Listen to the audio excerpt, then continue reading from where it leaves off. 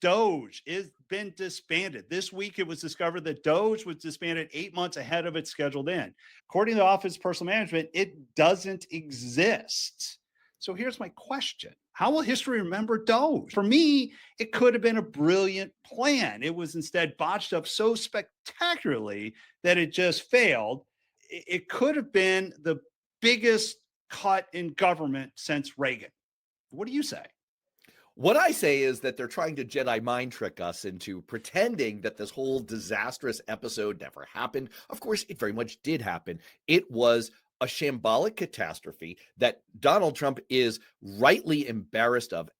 And look, maybe at the base of it, as you say, as a conservative 1980s style Republican, you tend to like the idea of, oh, we'll cut back the size of government. I can see how that appeals to your craven Republican mind. I say that affectionately. I love craven Republicans. I can see how that hits you right in the red center. But that's not what they did here. They claimed to have saved $214 billion. It is, oh my gosh, I should save this for a That's Bullshit segment. I'm going to make this a future That's Bullshit segment. Let me just give you an amuse-bouche to say that multiple journalistic outlets have looked at this.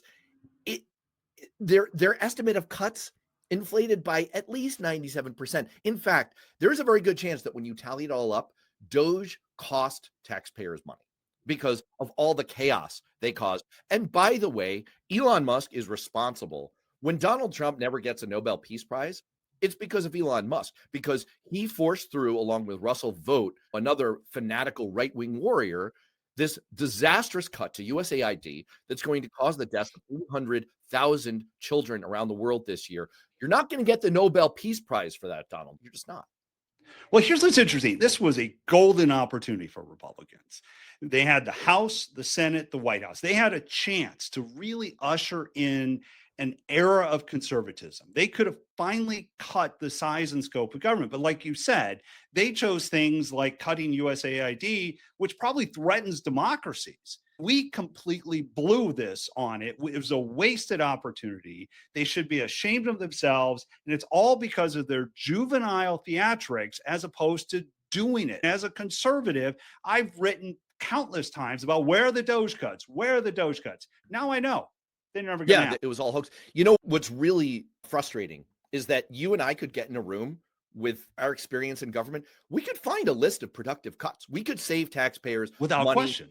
We could make the government leaner, more effective. That's what people want. People would be cool with that if they didn't put it in the hands of a maniac